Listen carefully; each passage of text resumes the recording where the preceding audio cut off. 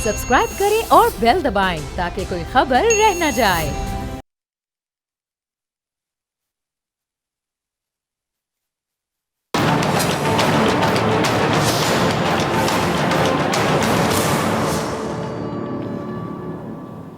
अस्सलाम वालेकुम नाज़रीन, मैं हूं डॉक्टर फ़िज़ा अकबर खान और मैं हूं पाकिस्तान और आप देख रहे हैं पाकिस्तान के सबसे बड़े न्यूज़ चैनल का नंबर 1 प्रोग्राम ऐसे नहीं चलेगा। आज की सबसे बड़ी खबर जो आप तमाम लोग सुन रहे हैं, देख रहे हैं और इंटरनेट पे भी आप देख रहे होंगे, ट्विटर पे बहुत सी चीज़ें ट्रेंड करना शुरू हो जाती हैं क्योंकि सोशल मीडिया का दौर है। और वो खबर ये कि जो सुप्रीम कोर्ट ऑफ पाकिस्तान के चीफ जस्टिस गुलजार अहमद साहब ने हुकूमती वज़रा और मुआवनीन की कारकर्दगी यानी परफॉर्मेंस से नाराज़गी का इजहार किया है और वफाकी हुकूमत को डॉक्टर ज़फ़र मिर्ज़ा को ओहदे से हटाने का कह दिया है। अच्छा जी, हुक्मनामे में बरतरफी का हुक्म नहीं दिया और ना ही हुकूमत ने अब तक बरतरफ करने का कोई फैसला किया है या कोई नोटिफिकेशन जारी किया है। अब यहाँ पे गौर तलब बात यह है कि अदालत ने हुकूमती वज़रा की परफॉर्मेंस के साथ साथ उनकी जो तादाद है कि बहुत बड़ी तादाद में है और करप्शन के इल्ज़ामात के हवाले से भी सवालात उठा दिए हैं। अदालत ने यह भी कहा है कि इतने वज़रा और इतने मुआवनीन का मतलब क्या बनता है, इतने वज़रा इतने मुआवनीन का मतलब है कि वज़ीर आज़म कुछ जानते ही नहीं है। अदालत ने हुकूमत सिंध और वफाक की जानिब से कोरोना से जंग के मौके पर भी सियासत करने पर नाराज़गी का इजहार किया है। अच्छा, एक जानिब सिंध हुकूमत वफाक से एक्सपेक्ट करती है, उम्मीदें लगाए बैठी है और दूसरी जानिब वफाक सिंध को 18वीं तरमीम की झंडी दिखाकर लाजवाब कर देता है, स्पीचलेस। जबकि यही वफाकी हुकूमत कुछ अरसा पहले 18वीं तरमीम की मुखालफत करते भी दिखाई देती थी, नज़र आती थी। मेहमानों से तारुफ करवाती हूँ, सवालात का बॉल मेहमानों के कोर्ट में फेंकने की कोशिश करती हूँ। सदीक जान हमारे खुसूसी नुमाइंदे जो कि कोर्ट की बीट भी करते हैं, उनका मेरे प्रोग्राम में देखते हैं हमेशा थर्ड सेगमेंट में। आज हमें फर्स्ट सेगमेंट में ज्वाइन करें। सदीक, बहुत शुक्रिया ज्वाइन करने के लिए। गरीदा फारूकी किसी तारुफ के मोहताज नहीं, सीनियर एंकर हैं, एज एन एनालिस्ट भी आप इनको देखते हैं स्क्रीन पर। गरीदा, बहुत शुक्रिया ज्वाइन करने के लिए। इरफान कादिर साहब साबिक अटॉर्नी जनरल से कुछ देर के बाद हमें टेलीफोन लाइन पर ज्वाइन करेंगे। PTI का मौक़िफ़ जानने के लिए, हुकूमती मौक़िफ़ के लिए रामेश कुमार साहब हमारे साथ मौजूद होंगे और ब्रेक के बाद मेजर जनरल एजाज अवान साहब दिफाई तजियाकार भी हमें ज्वाइन करेंगे।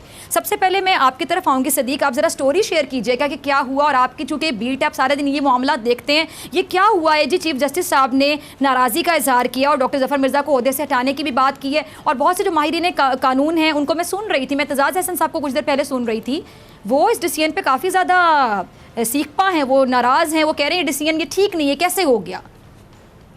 देखिए, एक तो बात यह है कि अदालती रिमार्क्स जरूर थे कि जफर मिर्जा साहब को हटा दिया जाए, लेकिन रिमार्क्स थे लेकिन अहकामात नहीं थे, जिनको बाद में ये चल भी गया बहुत सारी जगहों पे कि हुक्म दे दिया गया है, तो हुक्म नहीं दिया गया। लेकिन ये बात दुरुस्त है कि आज सुप्रीम कोर्ट ने बहुत ज्यादा सवालात उठाए हैं। यानी पहली चीज नाज़रीन को क्लियर करनी है कि अदालती हुक्म है, जो लोग इसको फैसला समझ रहे, फैसला नहीं है। वैसे गलती से मेरे मुंह से भी फैसला निकल गया था, अदालती हुक्म है और रिमार्क्स हैं जी।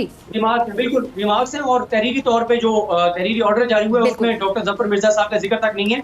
उसकी वजह यह है कि अटॉर्नी जनरल ऑफ पाकिस्तान जो है खालिद जावेद खान साहब, उन्होंने ये कहा सुप्रीम कोर्ट ऑफ पाकिस्तान से कि अगर आप इस तरह से जफर मिर्जा साहब को इस मौके के ऊपर हटाएंगे तो ये बहुत ही ज्यादा नामुनासिब होगा, क्योंकि इस वक्त बहुत से मामला बरह रास्त वो देख रहे हैं। और दूसरा उन्होंने ये भी सवाल उठाया कि सुप्रीम कोर्ट इस तरह से जफर मिर्जा साहब को बगैर किसी वजह के नहीं हटा सकती, ये एग्जीक्यूटिव का इख्तियार है, प्राइम मिनिस्टर की सवाबदीद है कि वो किसको अपना मामले खुसूसी रखना चाहते हैं, लगाना चाहते हैं। लेकिन ये बात दुरुस्त है कि अदालत ने बहुत सवालात उठाए हैं, लेकिन मैं आपको ये जरूर बता दूं कि शुरू में बहुत सवालात उठाए गए, लेकिन आप ये भी देखें कि जब आखिर तक ये समाअत पहुंची तो सुप्रीम कोर्ट ने जब पंजाब हुकूमत की कारकर्दगी सुनी तो ना सिर्फ पंजाब हुकूमत को अप्रिशिएट किया गया, बल्कि तहरीरी ऑर्डर में भी ये बात शामिल है कि पंजाब हुकूमत जो कर रही है वो पॉजिटिव डायरेक्शन में जा रही है। फिर इसी तरह गिलगित बल्तिस्तान, KPK और बलोचिस्तान, उनकी हुकूमतों के बारे में भी इत्मीनान का इजहार किया गया है और कहा गया है कि वो सही डायरेक्शन में, सही समत में जा रहे हैं। जो ज्यादा जाहिर है शुरू में रिमार्क्स आ गए वफाकी हुकूमत के खिलाफ, काबीना के खिलाफ, लेकिन जो तहरीरी तौर पे ज्यादा डेंजरस चीजें हैं वो सिंध हुकूमत के लिए हैं। सिंध हुकूमत से ये पूछा गया है कि आप ये कहते हैं कि 8 अरब रुपए का आपने राशन तकसीम किया, कोई सबूत नहीं है, उनसे उस चीज के सबूत मांगे गए हैं।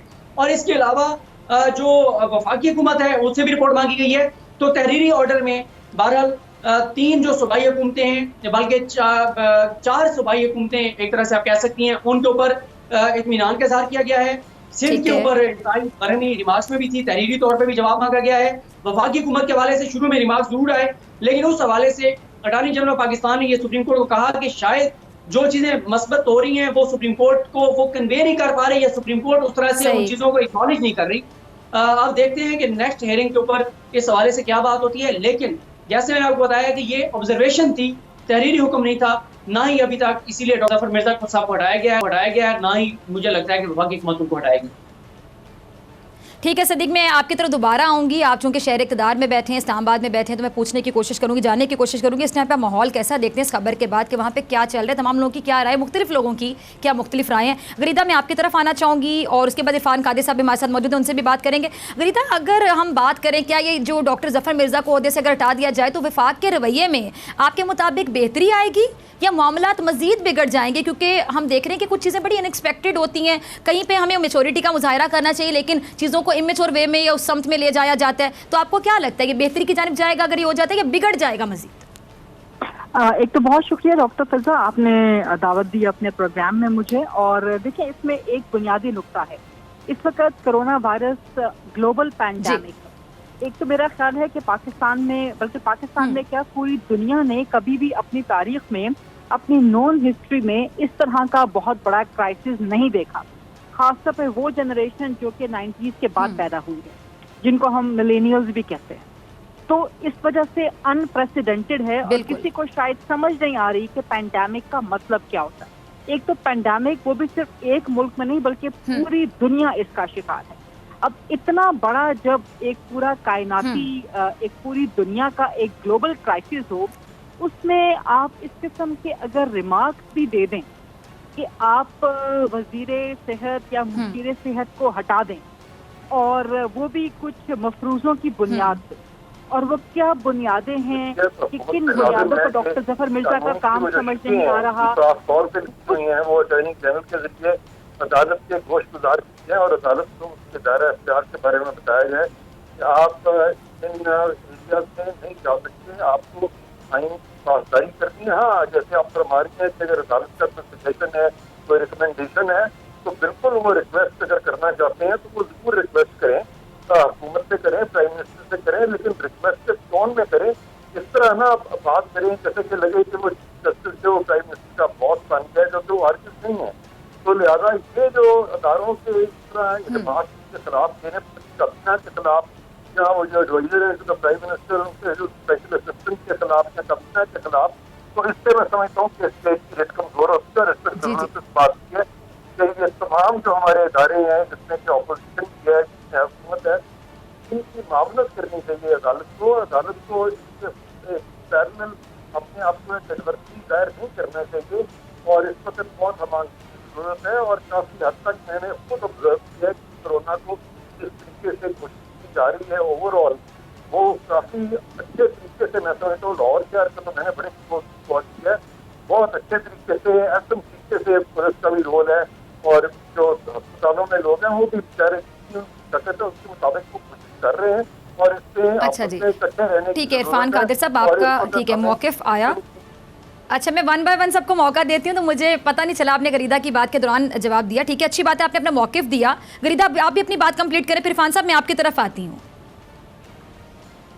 शायद आप मुझे आपकी आवाज आना बंद हो गई और आपने सवाल इरफान कादिर साहब से किया है, लेकिन इरफान साहब जो बात कर रहे हैं, अच्छा मेरी कोशिश होती है कि मैं इंटरप्ट ना करूँ, वो बोल रहे थे, बड़े सीनियर है, मैंने को पूरी बात करें। जी जी नहीं, बिल्कुल ठीक कहा उन्होंने, जो इरफान कादिर साहब ने पॉइंट दिया है वो बिल्कुल ठीक पॉइंट दिया और मैं उसी की तरफ आ रही थी।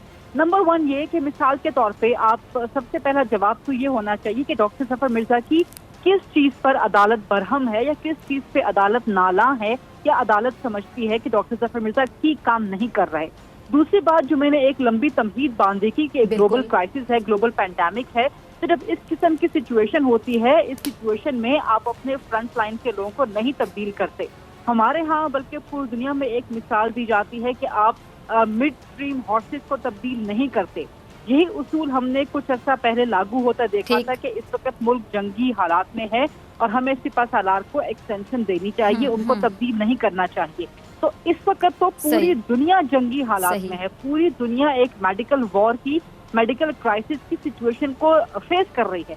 तो ऐसे में जो आपकी मेडिकल फ्रंट लाइन पे लोग काम कर रहे हैं, चाहे वो आपके वजीर हों, चाहे वो मुशीर हों, चाहे वो आपके डॉक्टर्स हों, चाहे नर्सेज हों, चाहे जो भी आपका मेडिकल से रिलेटेड स्टाफ हो, उसको आप इस तरह से तब्दील नहीं कर सकते। अब इसमें 2-3 कंफ्यूजन हुई जो डॉक्टर फिजा और आपने गरीदा भी मैं यहाँ एक पॉइंट ऐड करना चाहूंगी आपकी बात, आपका पॉइंट बहुत अच्छा है कि जो फ्रंट लाइन पे लोग काम कर रहे हो तो उनको इस तरह की जंगी सिचुएशन में, सूरत हाल में तब्दील करना बड़ा एक अजीब सी बात है, समझ नहीं आ। और साथ ही मैं कहना चाहूंगी अगर ये होता है कोई रिप्लेस करता है उसको, तो उनको तो ये बड़ा मुश्किल हो जाता है कि एक नए बंदे का आकर ऐसी सिचुएशन में चीज़ों को शुरू से समझना और नए सिरे से उसको लेकर चलना, ये भी बड़ा मुश्किल हो जाता है। जी बिल्कुल, यही बात अटॉर्नी जनरल ने अदालत के सामने भी रखी थी और मैं भी बहुत जो पुराने जो है वो तो फ्लॉस को भी जानते हैं, उसको ये भी पता है क्या पॉजिटिव है क्या नेगेटिव है, कहाँ से हम मार खा रहे हैं। जी आप ठीक कह रहे हैं, मैं बिल्कुल ठीक कह रही हैं, मैं यही पॉइंट की तरफ आ रही थी और इसी को अटॉर्नी जनरल ने सुप्रीम कोर्ट में बयान भी किया और पूरे एहतराम के साथ आला अदलिया का बेहद एहतराम है, क्योंकि अदलिया की पाकिस्तान में जद्दोजहद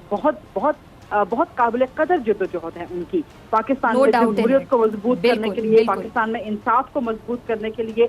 लेकिन जो चीज़ें इस वक्त काबिल एतराज़ हैं या काबिल तनकीद हैं, उन पर भी हमें सवाल उठाने पड़ेंगे। दूसरी बात कि ये हुकूमतों के दायरे एग्जैक्टली हैं, ये वज़ीर आज़म की सवाबदीद है कि उसने किसको वजीर लगाना है, उसने किसको मुशीर लगाना है।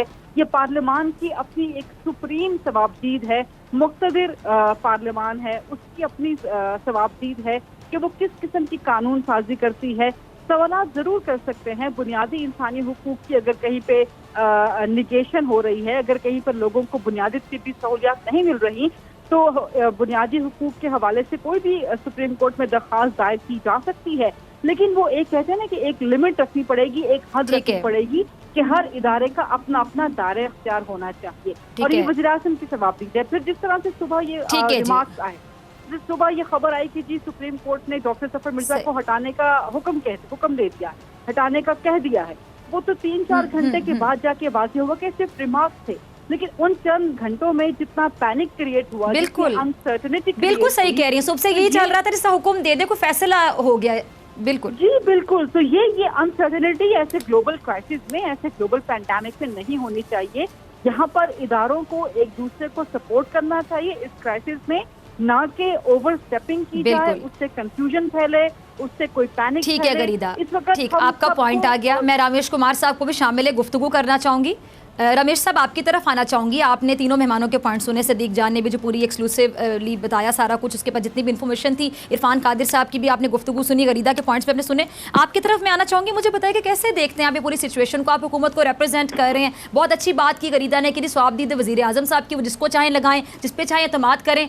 अब इदारों का एहतराम अपनी जगह है, सुप्रीम कोर्ट हमारे लिए बहुत एक मोहतरम इदारा है, लेकिन इस तरह की सिचुएशन में ऐसी बात सामने आ जाना कि उनको हटा दिया जाए, और वही बात की कन्फ्यूजन रही कि हटाने का कहा गया है या हटा दिया जाएगा, ये तो रिमार्क्स थे, अब ये क्लियर हुआ है। आप लोगों की हुकूमत का क्या मौक़िफ़ है इस बारे में, क्या कहते हैं आप? देखें, मैं हमेशा समझता हूं कि जैसे पार्लियामेंट सुप्रीम है और इस तरीके से ह्यूमन राइट इश्यूज के हवाले से सुप्रीम कोर्ट की जो ऑब्जर्वेशन होती है वो भी एक अहमियत ज़रूर रखी है। सवाबदीद बिल्कुल प्राइम मिनिस्टर का होता है, सवाबदीद अगर पार्लियामेंट के लेजिस्लेशन के देखा जाए तो वो पार्लियामेंट का होता है, एग्जीक्यूटिव पावर के हवाले से कैबिनेट का होता है, मगर फिर भी सुप्रीम कोर्ट उन चीज़ों के ऊपर अपनी ऑब्जर्वेशन या अपनी कोई कहीं ना कहीं पे जहाँ पे अगर कानून की नाराफ़ी होती है तो वो अपने रिमार्क्स ज़रूर दे सकती है। और मैं समझता हूँ हमें इन चीज़ों के ऊपर डिस्प्लेयर शो नहीं करना चाहिए कि सुप्रीम कोर्ट ने ये जो है वो रिमार्क्स क्यों दिए। मैं समझता हूँ सुप्रीम कोर्ट अगर वहाँ पे बैठी है, वो भी अगर देख रही है कि कहीं पे इश्यूज है, कहीं पे नेग्लिजेंसी है। रमेश साहब सॉरी मैं आपकी बात को काट रही हूँ, मैं बार बार कह रही हूँ, गरीदा ने भी कहा, बासदीक जान ने भी कहा कि हम सब एहतराम करते हैं, मतलब सुप्रीम कोर्ट का एहतराम करते हैं। इरफान कादिर साहब तो एक फॉर्मर अटॉर्नी जनरल, उनसे ज़्यादा कौन समझता होगा इन चीज़ों को। मैं सिर्फ ये कहना चाह रही हूँ कि हम सिर्फ हैरानी का इजहार करें, वो भी सिचुएशन की वजह से। कोरोना की सिचुएशन आपके सामने है, समझ नहीं आ रही कैसे कंट्रोल करनी, ऐसी सिचुएशन में ऐसी बात आ जाना, उस पर हम सब हैरान हैं। अगर नॉर्मल सिचुएशन होती तो शायद इतनी हैरानी का इजहार ना हो रहा होता। देखिए, जस्टिस गुलजार के आने के बाद ये पहला उनका सोमोटो एक्शन है और उन्होंने इस हवाले से, कोरोना के हवाले से, जो एक यूनिटी के हवाले से, प्रोग्रेस के हवाले से उसने अपना कंसेंट शो किया और उन्होंने प्रोग्रेस रिपोर्ट मांगी और प्रोग्रेस रिपोर्ट के बाद अगर कहीं पे उसने नेग्लिजेंसी फील की है तो उस हवाले से उसने उसकी बेहतरी के लिए जो है वो ज़रूर कुछ बातें की है।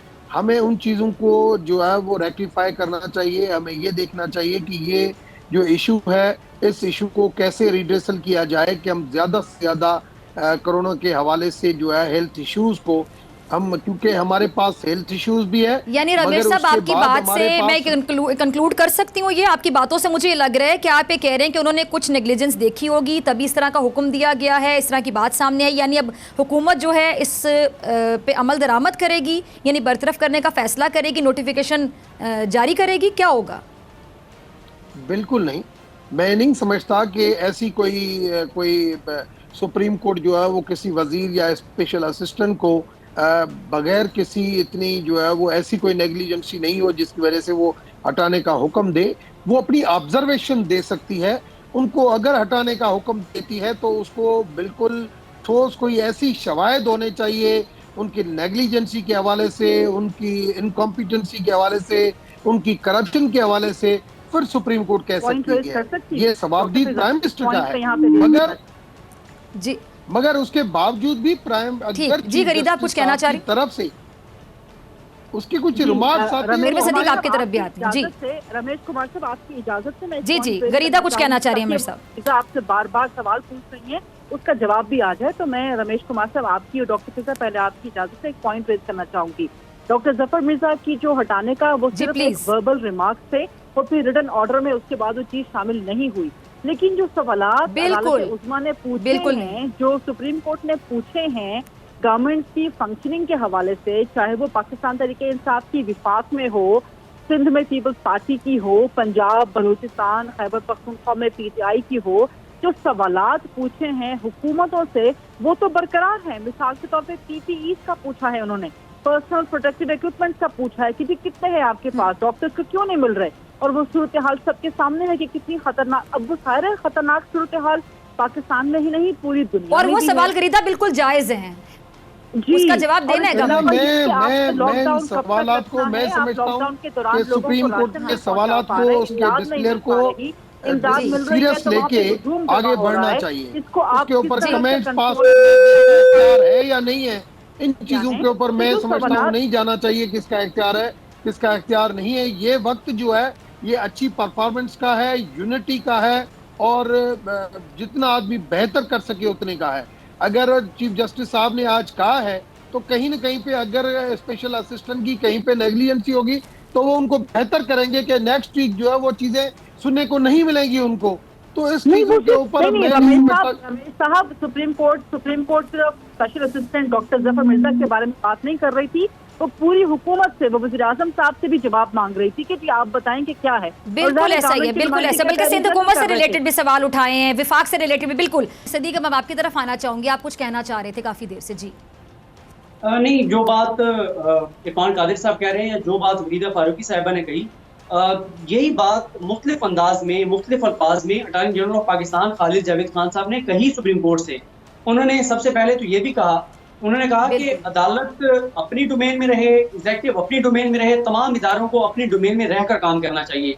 दूसरा, उन्होंने ये भी कहा कि आप, जब ये बार बार बात हो रही थी कि जो है वो मुश्तरका इजलास क्यों नहीं बुलाया जाता, मुश्तरका इजलास क्यों नहीं बुलाया जाता, तो इसमें भी अटॉर्नी जनरल ऑफ पाकिस्तान ने कहा कि आपने कह दिया, आपने अपनी ख्वाहिश का इजहार कर दिया, ये बात एग्जीक्यूटिव ने सुन भी ली है, मैं भी जाके पहुंचा दूंगा, लेकिन आप एग्जीक्यूटिव को डिक्टेट नहीं कर सकते कि वो जो है वो लाजमी जो है वो मुश्तरका इजलास बुलाएं, और आप ना ही डिक्टेट कर सकते हैं एग्जीक्यूटिव को या पार्लियामेंट को कि आप ये कानून साजी करें। तो ये बातें सारी की सारी खालिद जावेद खान साहब ने। सॉरी, मैं आपकी बात काट रही हूँ, आप चूंकि कोर्ट की बीट करते हैं, आप बहुत एक्सपर्ट हैं, बहुत सीनियर कॉरेस्पॉन्डेंट हैं, मुझे सिर्फ इतना समझा दीजिएगा, जो मुझे लग रहा है कि जी ये रिमार्क्स थे और ये जो हुक्म वाली बात है ये कंफ्यूज कर रही है, कोई रिटर्न ऑर्डर नहीं है, ये बात क्लियर भी हो गई है कि ये रिमार्क्स से उनकी ऑब्जर्वेशन है, वो रिमार्क्स देख सकते हैं, वो चीफ जस्टिस ऑफ पाकिस्तान है, सीजेपी बहुत बड़ा ओहदा होता है। अब सिंपल सी बात है, हालांकि मैं एंकर हूँ, आप खुद जर्नलिस्ट हैं, आप रिपोर्टर हैं, गरीदा हमारी फील्ड से बिलोंग करती हैं, तीन इस टाइम पे यहाँ पे जर्नलिस्ट हैं, जब हम बैठ के मशवरे दे रहे होते हैं प्रोग्राम में और हमारे मशवरे सुने जाते हैं, हमारे प्रोग्राम्स देखे जाते हैं,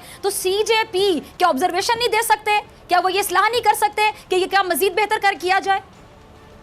देखिए, जो पॉइंट इरफान कादिर साहब का है उसमें काफी वजन है, और इससे पहले वरीदा फारूकी साहिबा ने भी ये बात कही कि पहले या तो ये बताया जाए ना कि इरफान कादिर साहब को कौन सा ऐसा हुक्म दिया, सॉरी उनको जफर मिर्जा साहब को कौन सा ऐसा हुक्म दिया गया था जिसको पूरा नहीं किया गया, क्योंकि आज जैसी समाअत शुरू हुई तो अदालत ने दोबारा वो सवाल सामने रखने के बजाय, मतलब कि वो ये सारे रिमार्क्स आए तो बहरहाल ये जैसे मैंने कहा कि ये हम जो कह रहे हैं इससे पहले कह चुके हैं जिनका काम है अटॉर्नी जनरल पाकिस्तान का, उन्होंने ये भी सुप्रीम कोर्ट को कहा कि आपके इस तरह की रिमार्क्स जो है वो बहुत नुकसानदेह होंगे, तो आपको बहुत एहतियात करनी चाहिए, बहुत एहतियात बरतनी चाहिए रिमार्क्स देते हुए एक ऐसे हालात में जब पाकिस्तान नहीं पूरी दुनिया की हुकूमतें जो है वो इस बिल्कुल सिचुएशन ऐसी कि बिल्कुल हाँ बिल्कुल इस तरह के रिमार्क्स आना ठीक है जी, ठीक है। सदीक आपका बहुत शुक्रिया, इरफान कादिर साहब आपका भी बहुत शुक्रिया, और रमेश कुमार साहब, वरीदा फारूकी मेरे साथ मौजूद होंगे ब्रेक के बाद, और जनरल रिटायर्ड एजाज अवान साहब भी हमें ज्वाइन करेंगे। बात करेंगे भारत के हवाले से कि इस सिचुएशन में भी भारत पे अभी भी जंगी जुनून सवार है, क्यों? सवालत के जवाब लेंगे मेहमानों से ब्रेक के बाद।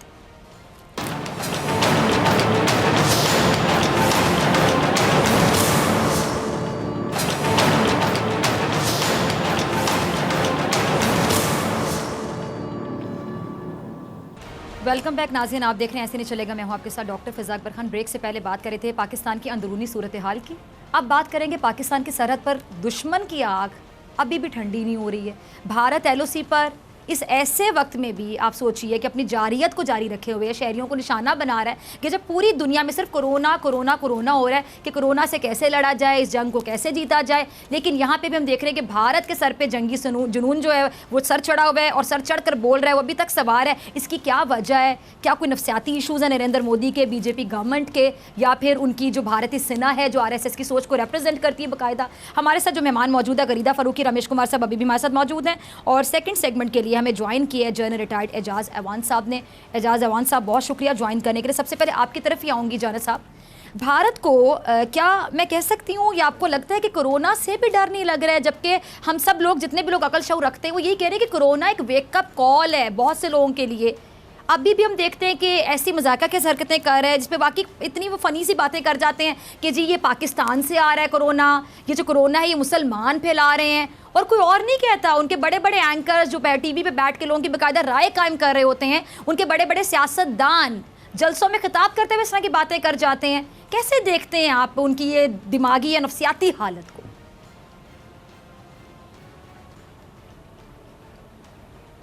Doctor Fiza, thank you very much. देखें, जो भी एंकर्स कह रहे हैं, पॉलिटिशियंस कह रहे हैं, या हिंदुस्तान की तरफ से जो भी ये पाकिस्तान पर इल्ज़ाम लगा रहा है कि कोरोना, मैं तो उनकी ज़हनी सेहत पे बात शक कर सकता हूँ कि अगर पाकिस्तान का ये फैलाया हुआ है तो क्या पाकिस्तान ने 201 मुल्कों को अपने काबू में ले लिया? अगर इतना ताकतवर मुल्क हो गया पाकिस्तान और उनकी टेक्नोलॉजी या बायोलॉजिकल वारफेयर इतना एडवांस हो गया है कि उन्होंने 201 मुल्कों को लॉकडाउन कर दिया, तो फिर तो हिंदुस्तान को भी हमसे डरना चाहिए। लेकिन ये एक इंतहाई अहमकाना स्टेटमेंट है, गैर जिम्मेदाराना स्टेटमेंट है। इसको कोई अकल के नज़दीक तर नहीं कहा जा सकता कि उन्होंने ये कह दिया। लेकिन चूंकि इंडिया में इस वक्त और अल्हम्दुलिल्लाह पाकिस्तान में नुकसान इतना नहीं हो रहा कोरोना से, तो उनको बाकी जो दुनिया इस वक्त इसकी गिरफ्त में है, जो परमानेंट 5 इसकी गिरफ्त में है, वो उस वैक्यूम से फ़ायदा उठाते हुए वो पाकिस्तान के ख़िलाफ़ अपना एक नैरेटिव है जो वो दोहराना चाहते हैं। और इसके पीछे भी एक ज़हनीयत है और एक वजह भी है।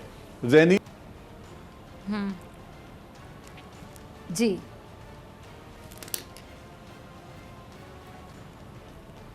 जी ठीक है, शायद जनरल एजाज अवान साहब को टेक्निकल इशू है। ठीक है, मैं आपकी तरफ दोबारा आऊँगी जनरल साहब।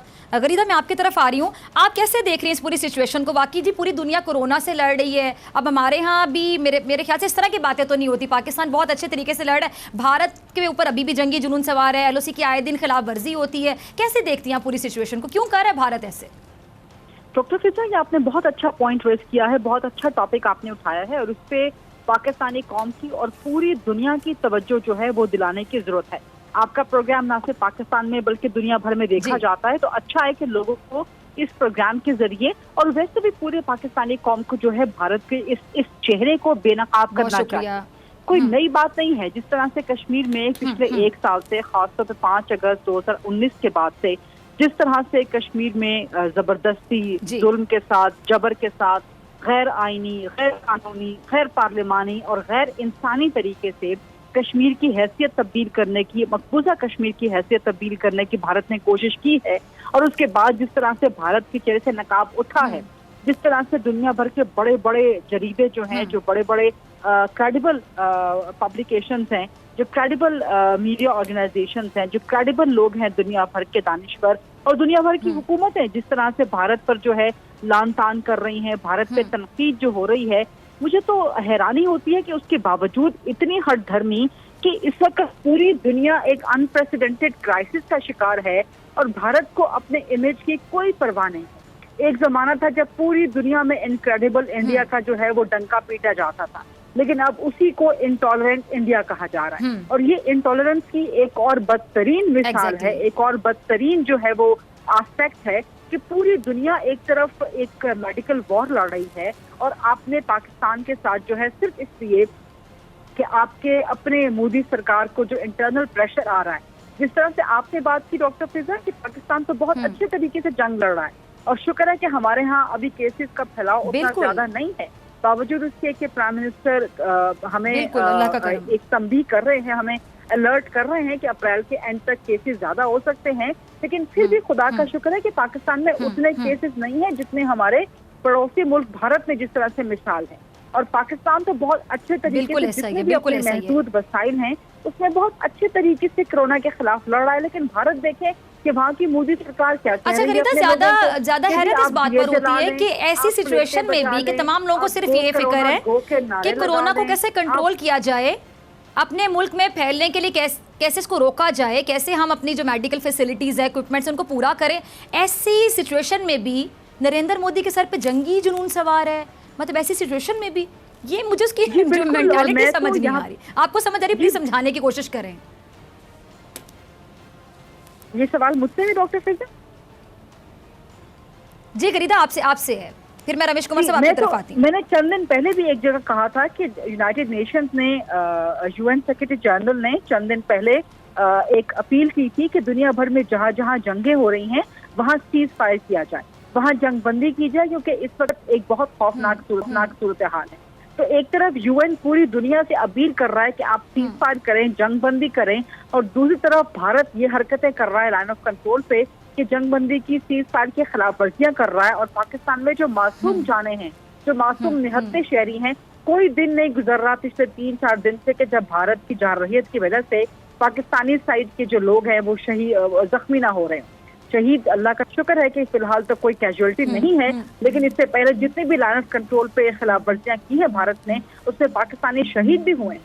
तो अभी इस कदर एक बहरानी सूरत हाल है, इतनी खौफनाक सूरत हाल है, और भारत जो है खासतौर पर मोदी सरकार वो अपने जंगी जुनून से बाज आ रही है, वो अपने गैर इंसानी सलूक से, गैर इंसानी कार्रवाइयों से बाज नहीं आ रही। तो मैं तो बार बार कह रही हूँ कि पाकिस्तान को यूनाइटेड नेशन की यहाँ पे तवज्जो जो है वो मबजूल करवानी चाहिए। पाकिस्तान को यूएन को लिखना चाहिए कि एक तरफ यूएन के सेक्रेटरी जनरल पूरी दुनिया से अपील कर रहे हैं कि सीज फायर किया जाए जहां जहां पे जंगें हो रही हैं, जहां जहां जंगी सूरत हाल है, और भारत की ये आप करतूत देखें, भारत की हरकतें देखें कि वो इतने, और साउथ एशिया में दुनिया का एक बहुत बड़ा पोर्शन ऑफ द पॉपुलेशन यहाँ पे रहता है। यहाँ पे भारत की अरबों की आबादी है, पाकिस्तान 5वीं बड़ी आबादी वाला मुल्क है। ठीक, तो इतनी बड़ी पॉपुलेशन जो कि पहले ही एक मेडिकल बहरान की सूरत हाल का शिकार है, उसको आप एक जंगी सूरत हाल में भी धकेल रहे हैं। तो ये तो पूरी दुनिया के अमन को भारत जो है वो दाव पे लगा रहा है, पूरी दुनिया के अमन को खतरे में डाल रहा है। तो दाव पे लगाने की कोशिश करें, बिल्कुल। और आतंकवादी पाकिस्तान को कहते हैं, और खुद देख लीजिए इनकी मेंटालिटी, इनकी सोच जो कि इनके रवैयों में बाकायदा नजर आ रही है। रमेश कुमार साहब आपकी तरफ आना चाहूंगी। गरीदा ने बहुत अच्छा पॉइंट रेज किया कि पाकिस्तान को अब लिखना चाहिए, लिख के भेजना चाहिए। आप कैसे देखते हैं सिचुएशन को? और बहुत से लोग अक्सर ये कहते हैं, इमरान खान साहब ने नो डाउट के बहुत अच्छे तरीके से रिप्रेजेंट किया, कश्मीर के मामले पर बात की, भारत को दो टोक जवाब अगर मैं कहूँ दिया, लेकिन बहुत से लोग अभी भी कहते हैं कि हुकूमत कि अभी भी कुछ गलतियां हैं, हुकूमत अभी भी बहुत सी जगहों पे नरमी बरत रही है, ऐसे कर देना चाहिए, वैसे कर देना चाहिए। क्या कहते हैं आप पूरी सिचुएशन पे? क्या कर सकते हैं हम, हमें क्या करना चाहिए? देखिए, मैं समझता हूँ इंटरनली बहुत सारी बातें होंगी, मगर एक्सटर्नली अगर देखा जाए तो पाकिस्तान के अंदर जो फॉरेन पॉलिसी जो इस हुकूमत की बेहतर है, ऐसे मैंने अपनी 18-19 साल में पहले ऐसी नहीं देखी है। रही बात भारत की, 2 दिन से ये जो LOC के ऊपर जो चीज़ें हो रही हैं उनकी मजम्मत करते हैं, और मैं गरीदा की बात से एग्री हूँ कि ये यूएन को लिखना चाहिए कि ये वक्त जहाँ पे इंसान से सोशल डिस्टेंस कराए, और वहाँ पे ऐसे मौके के ऊपर एक दूसरे मुल्क को यूनिटी दिखानी चाहिए आपस में। मगर इस वक्त भी जहाँ पे जो है वो एक खुदा का एक पहले ही जो है वो एक आया हुआ है कि भाई आप लोग जिस किस्म का एक दूसरे के साथ जुल्म, हर मुल्क के अंदर जुल्म जो होता है, इस वजह से आज खुदा के घर बंद है, मंदिर बंद, मस्जिदें बंद, चर्चेस बंद। क्यों? तो हमें इस चीज के ऊपर सोचना पड़ेगा। कल एक मैंने इंटरव्यू देखा, मैं समझता हूँ कि सलीम साफी का, एक बच्चे का जिसको प्रोफेसर का नाम दिया गया, इतना खूबसूरत इंटरव्यू था। मैं समझता हूँ हमें कम से कम अपने मालों को, अपने इनको प्रायश्चित करना चाहिए, अपने गुनाहों को माफ कराना चाहिए, आगे एक नई समझ के साथ आगे बढ़ना चाहिए और लोगों को अपने जीने का हक देना चाहिए। कश्मीर के लोग जैसे जीना चाहते हैं वैसे उनको हक मैं भी दें आगे आप। बढ़ती हूँ क्योंकि 1 से 1.5 मिनट के बाद मुझे ब्रेक पे जाना है, फिर मैं दोबारा आपको शामिल गुफ्तगू करूंगी। जनरल एजाज अवान साहब हमारे साथ दोबारा मौजूद है। जनरल साहब, एक टेक्निकल फॉल्ट की वजह से आप हमारे साथ नहीं थे। अच्छा, आपके तो दोबारा आना चाहूंगी, बल्कि मैं आपसे सवाल नहीं पूछूंगी, आप अपनी गुफ्तगू वहीं से कंटिन्यू कीजिए। आप कुछ कह रहे थे जी। जी फिजा, मैं ये कह रहा था कि एक पॉइंट ये है कि सेक्रेटरी जनरल यूनाइटेड नेशन ने तमाम ममालिक से अपील की है हॉस्टिलिटीज को सीज करने की, ताकि लोग कोरोना से फाइट कर सकें। दूसरा, उन्होंने ये भी डिमांड किया था इंडियन गवर्नमेंट से कि जो कश्मीर के अंदर लॉकडाउन उन्होंने किया हुआ है उसको ईज ऑफ करें, ताकि हेल्थ वर्कर्स लोगों तक पहुंच सकें, लोग हॉस्पिटल तक आ सकें और सोशल मीडिया के जरिए उनके हालात का इल्म हो सके। तो इस प्रेशर की वजह से इसको वार्ड ऑफ करने के लिए एक नॉन प्रोफेशनल, गैर जिम्मेदाराना रवैया हिंदुस्तान ने अपना लिया है और उन्होंने पाकिस्तान के खिलाफ सीज फायर वायलेशन शुरू कर दिए हैं। वो दुनिया को ये बावर कराना चाह रहे हैं कि पाकिस्तान से इंटरफेरेंस हो रही है। मैं समझता हूँ कि वहाँ चंद नॉन प्रोफेशनल और बेलगाम फील्ड कमांडर ऐसे मौजूद हैं हिंदुस्तान में, ट्रिगर हैप्पी रास्कल्स हैं, जो गैर जिम्मेदारी का मुजाहरा करते हुए पाकिस्तान की तरफ बमबारी उन्होंने शुरू कर दी है। तो इसका तरीका ये है, एक तो यूनाइटेड नेशन को पावर कराना है, उससे बढ़ के जो हमारे डायरेक्टर जनरल मिलिट्री ऑपरेशन है इंडिया और पाकिस्तान के, इनका हॉटलाइन में आपस में राब्ता होता है, उनको आगाह किया जाए। अगर जरूरी हो तो आर्मी चीफ, इंडियन चीफ को कॉल करके एक दफा खबरदार कर दें कि अगर आपने ये चीज ना की तो हम आपको एक भरपूर और बेफिटिंग रिप्लाई देंगे। और फिर तमाम तर आर्टिलरी के वसाइल जो हमारे लॉन्ग रेंज और मीडियम और लॉन्ग रेंज गनें होती हैं और हैवी गन्स होती हैं, उनसे मिलिट्री पोजीशंस को पाउंड करें, ताकि उनको पता चले कि उन्होंने एक गैर जिम्मेदाराना रवैया इख्तियार किया है। लेकिन इससे पहले एक दफा उनको वार्न कर दिया जाए। हो सकता है वो अपने फील्ड कमांडर्स और जो ट्रिगर हैप्पी लोग वहां पे बैठे हैं उनको लगाम देने में हिंदुस्तान कामयाब हो जाए। और अगर ऐसा नहीं होता तो उसका भरपूर मिलिट्री रिस्पांस देना चाहिए, ताकि वहां से उनकी भी ठीक है कि आवान साहब ने बड़ी अच्छी बात की वार्निंग से रिलेटेड। और मैं यहाँ पे ऐड करना चाहूंगी, फिर मुझे ब्रेक पे जाना है, ब्रेक से वापसी पे फिर तीनों मेहमानों को दोबारा शामिल गुफ्तगू करती हूँ कि वार्निंग तो कुदरत ने दे दी नरेंद्र मोदी को, भारतीय सेना को, जो आरएसएस की सोच रख के भारत इस टाइम पे चल रहा है और खुद को कहता है सेक्युलर इंडिया। सेक्युलर को ना जरा डिक्शनरी में देखें, गूगल करें, इसका मतलब पढ़ें कि सेक्युलर का मतलब क्या होता है और वहां पे कौन हिंदुओं के अलावा खुश है। आप देख लें, हिंदुत्व मेंटालिटी है, बल्कि सॉरी टू से हिंदुओं में भी जो उनके मुताबिक निचली जात पात के लोग हैं वो भी वहां पे सफर कर रहे हैं। मुसलमानों की सिचुएशन आपके सामने है, सिख वहां पे रो रहे हैं, क्रिश्चियन वहां पे परेशान है। वहां पे कौन है जिसको 5 उंगलियां घी में, सिर्फ हिंदुत्व सोच वाले, वो भी बड़ी जात पात के हिंदू, छोटी जात पात के हिंदू नहीं। कुदरत ने इतनी बड़ी वार्निंग दे दी कि कश्मीर में आपने इतने दिन से लॉकडाउन किया हुआ है और अब देखें आप लोग खुद लॉकडाउन में बैठे हुए हैं। देखें कि लॉकडाउन होता क्या है। अभी तो वो लॉकडाउन है जिसमें आप एसी की ठंडी हवाएं ले सकते हैं, जहां ठंड है वहां पे हीटर में बैठ सकते हैं, टीवी देख सकते हैं, इंटरनेट की फैसिलिटी है, खाना पीना कर सकते हैं। उनके लॉकडाउन में और इस लॉकडाउन में बहुत फर्क है। अभी भी अगर नहीं संभलेगा नरेंद्र मोदी और भारत तो मेरे ख्याल से क्या कहा जा सकता है। ब्रेक के बाद मिलते हैं।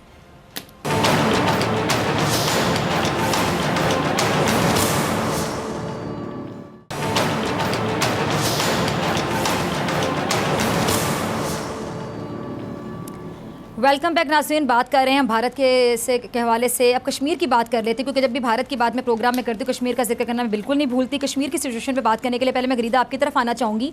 कश्मीर में अगर खुदा ना खास्ता गरीदा केसेस बढ़ जाते हैं, कुछ इस तरह की सिचुएशन हो जाती है, तो आप ये देखिए कि यहाँ पर जैसे हम डिफरेंट ममालिक में रह रहे हैं, लोगों को फैसिलिटीज़ नहीं मिल रही हैं, तमाम लोग परेशान है कि मेडिकल इक्विपमेंट्स नहीं है। कश्मीर की जो सिचुएशन है वो तो इससे भी बहुत ज़्यादा मैं कह सकती हूँ कि बुरी हो सकती है। अच्छा, गरीदा शायद हमारे साथ अभी नहीं है, तो ये सवाल लेकर मैं रमेश कुमार साहब आपकी तरफ आ रही हूँ। कश्मीर की सिचुएशन आप देख रहे हैं, अगर वहाँ पे कोरोना फैल जाता है खुदा न खास्ता, तो साथ ही मैं ऐड करना चाहूँगी कश्मीरी तो नहीं डरते कोरोना से। ये कोरोना तो उन लोगों के लिए जो आज़ाद फिर रहे थे और वो घरों में बंद, उनको पता चला कि घर में बंद होना होता क्या है। वो तो ऑलरेडी लॉकडाउन में, साथ उन पर जुल्म भी हो रहा है, तो वो तो मौत से नहीं डरते, ना वो कोरोना से डरते हैं। तो फिर जो भारतीय फौज है वहाँ पे, उसके लिए भी जो कोरोना है इसका अटैक बहुत ज़्यादा सीवियर हो सकता है।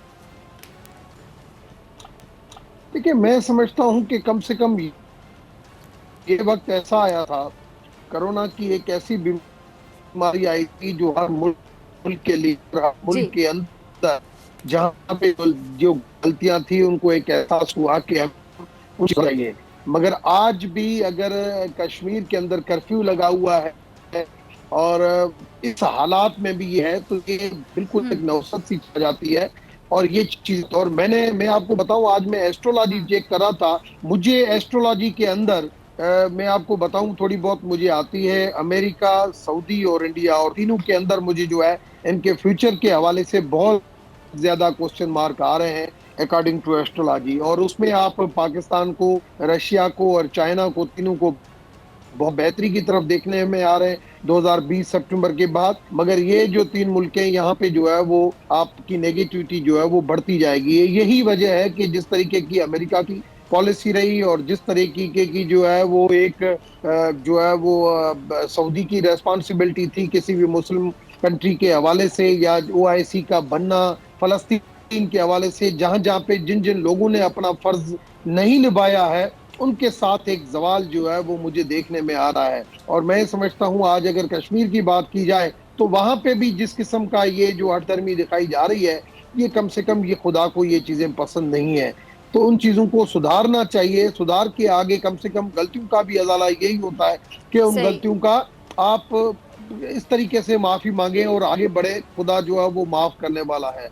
और ये जो है वो हर किस्म की मजहबी किताबों में लिखा हुआ है। ठीक है जी। अच्छा गरीदा, आपकी तरफ आना चाहूँगी। एक कुछ प्रिडिक्शंस ऐसी भी आई हैं गरीदा, आपने भी सुनी होंगी, क्योंकि आजकल लोग कोरोना के बारे में ज़्यादा पढ़ रहे हैं, देख रहे हैं, सुन रहे हैं, क्योंकि सर्च भी कर रहे हैं। सब लोगों के सरों पे सवार है, दिमागों पे सवार है कोरोना, और हर बंदा परेशान होता है कि खुदा ना खास्ता मुझे ना हो जाए, मेरी फैमिली में से किसी को ना हो जाए।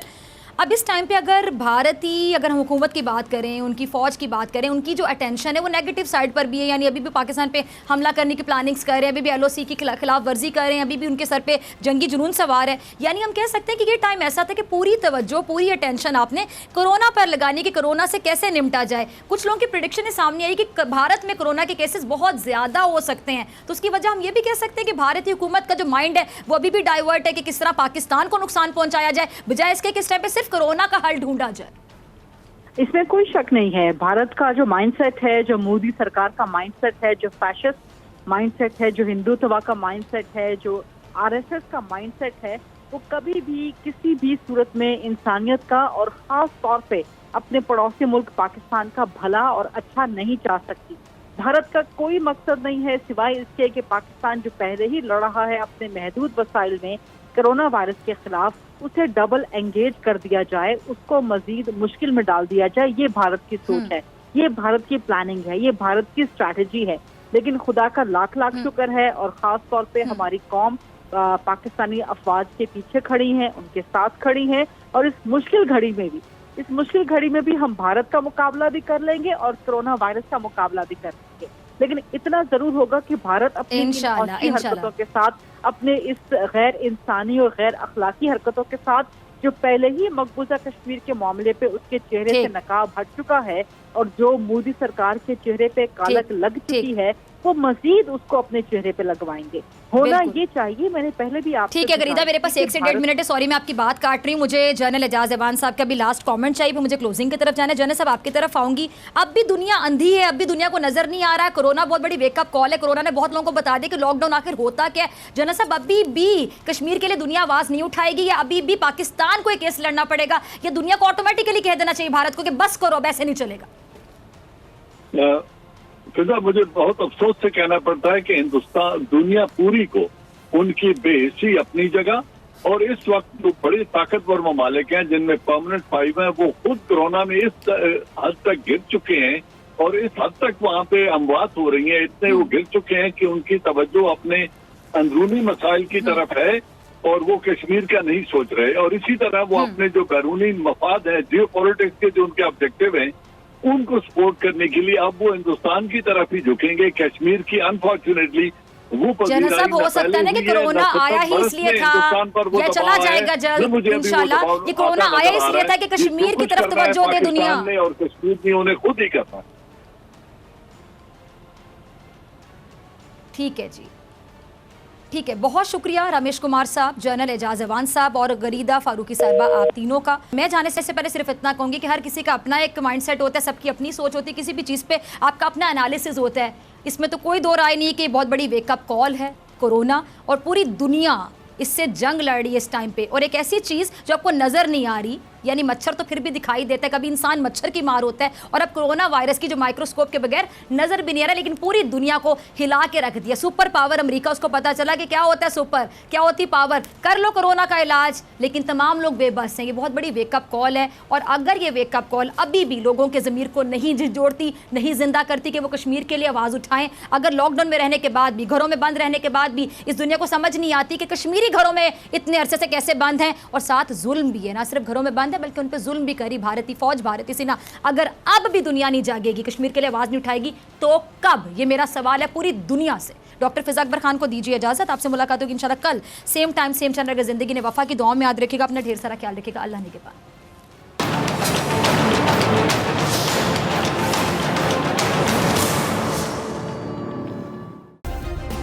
सब्सक्राइब करें और बेल दबाएं ताकि कोई खबर रह न जाए।